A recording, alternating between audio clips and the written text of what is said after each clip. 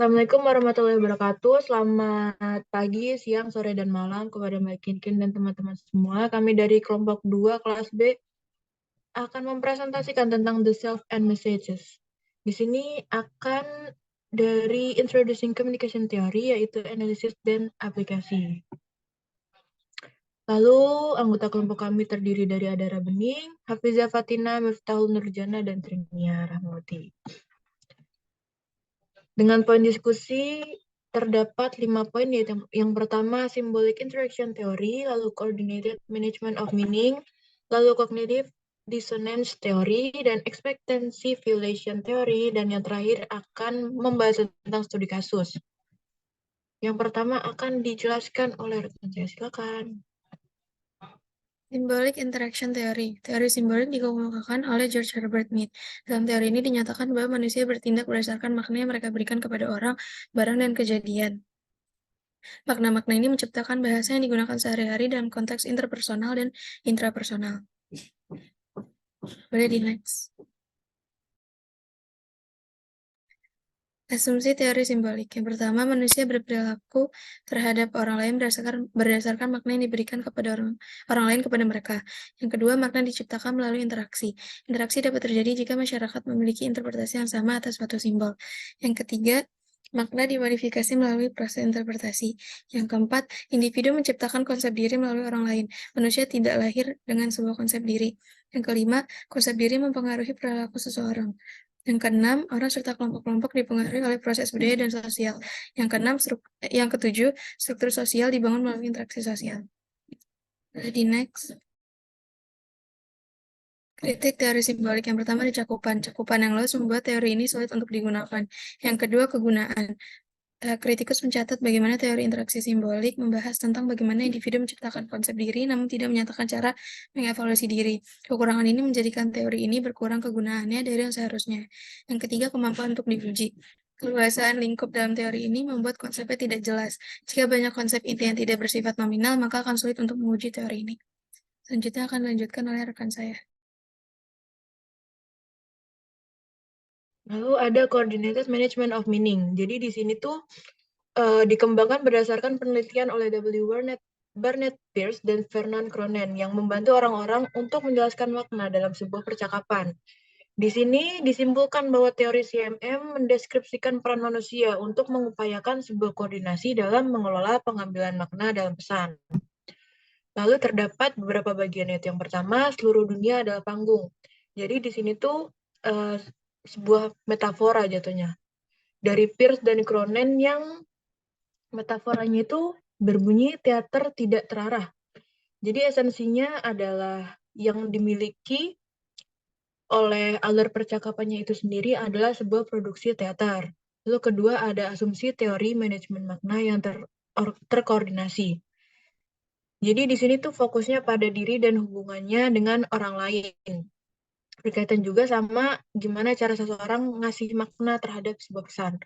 Lalu ada hierarki makna yang terorganisasi dengan gambar yang seperti ini. Lalu ada charm and strange loops.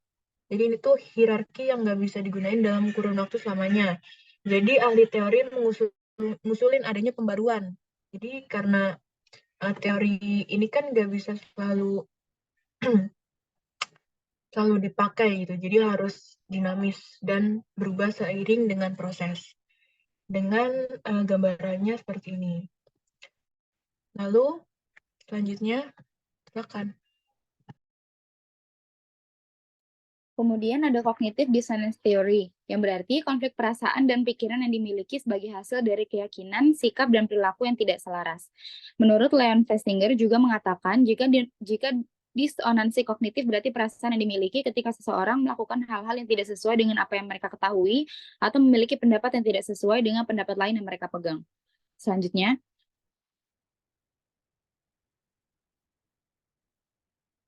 kemudian ada proses disonansi kognitif, yaitu sikap, pikiran, dan perilaku yang tidak sesuai menghasilkan perasaan disonansi, kemudian menghasilkan gairah yang tidak menyenangkan ditandai dengan perubahan yang menghilangkan ketidakkonsistenan. Bisa dilihat seperti pola pada gambar. Kemudian yang kedua ada asumsi teori disonansi kognitif, yaitu manusia menginginkan konsistensi dalam keyakinan, sikap, dan perilaku mereka. Kedua, disonansi diciptakan oleh ketidakkonsistenan psikologi. Yang ketiga, disonansi adalah keadaan permusuhan yang mendorong orang untuk melakukan tindakan dengan efek yang dapat diatur. Yang terakhir, disonansi memotivasi upaya untuk mencapai konsonansi dan upaya menuju pengurangan disonansi. Yang terakhir ada konsep dan proses disonansi kognitif, yaitu besarnya disonansi. Beberapa hal yang mempengaruhi besar disonansi, yakni tingkat kepentingan, rasio disonansi, perhatian selektif, interpretasi selektif, retensi selektif. Kemudian yang kedua ada pembenaran minimal. Pembenaran minimal berkaitan dengan penawaran insentif minimum yang diperlukan untuk membuat seseorang berubah atau membuat seseorang itu menjadi lebih patuh. Selanjutnya akan dilanjutkan oleh rekan saya. Oke, selanjutnya adalah expectancy violation theory, yang dimana menjelaskan sebuah bentuk komunikasi, baik verbal maupun non-verbal, yang tidak sesuai dengan apa yang diharapkan oleh seorang individu dalam proses komunikasi tersebut. Nah, dalam studi ini itu ditekankannya itu lebih pada non-verbal, karena sering terjadinya itu tidak terduga, dan sering disebut sebagai pelanggaran dalam kasus ini. Selanjutnya.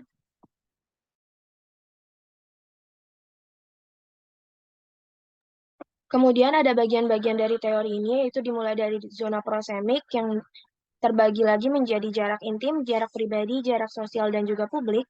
Kemudian berlanjut tentang teritorialitas yang dibagi menjadi pribadi, sekunder, dan juga publik.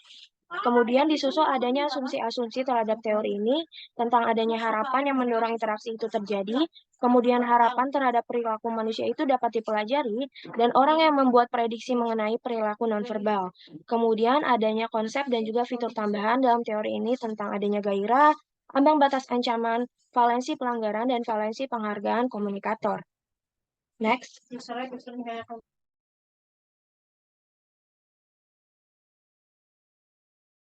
Kemudian kita akan membahas tentang studi kasus pada bab kali ini, yaitu tentang perseteruan Mayang dan juga Dr. Richard, yang dimulai dari pernyataan Mayang tentang kolagen yang menurutnya dapat memutihkan, yang dimana dia menyebutkan hal ini berdasarkan jurnal yang telah dia baca, dan dia menantang orang-orang yang dapat membuktikan bahwa kolagen ini tidak dapat memutihkan untuk membuktikan hal tersebut, dan nantinya akan mendapatkan sejumlah uang sebesar 500 juta rupiah.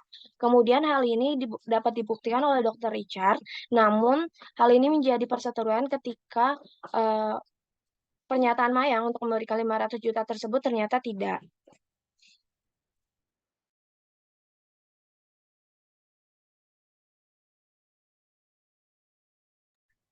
Jika dikaitkan dengan kaitan teori interaksi sosial, dengan kasus Mayang adalah salah satu asumsi teori interaksi simbolik adalah makna diciptakan melalui interaksi. Dalam asumsi ini terdapat pendekatan terhadap cara memaknai makna. Salah satunya adalah makna berasal dari seseorang.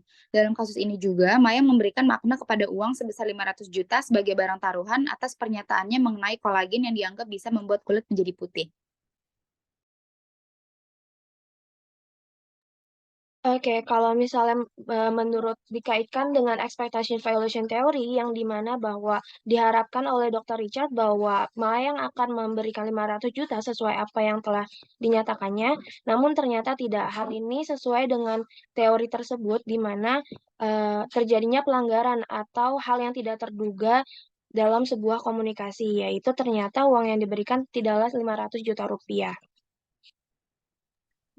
Kemudian jika dikaitkan dengan teori disonansi kognitif, dalam pikirannya Mayang itu sebenarnya sadar kalau misalnya dia salah dan apa yang dia katakan itu nggak diyakini. Namun sikap yang ia tunjukkan ke publik berkebalikan dengan mengatakan jika kolagen itu dapat membuat kulit putih dan ia sudah memastikannya melalui jurnal.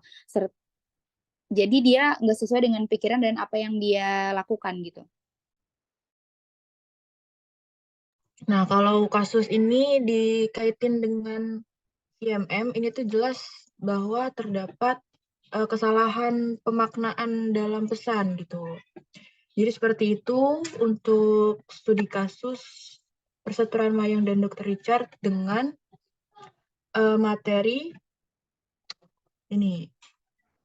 Jika ada pertanyaan boleh diberikan pada komentar, dan cukup sekian dari kami, kurang lebihnya mohon maaf. Wassalamualaikum warahmatullahi wabarakatuh.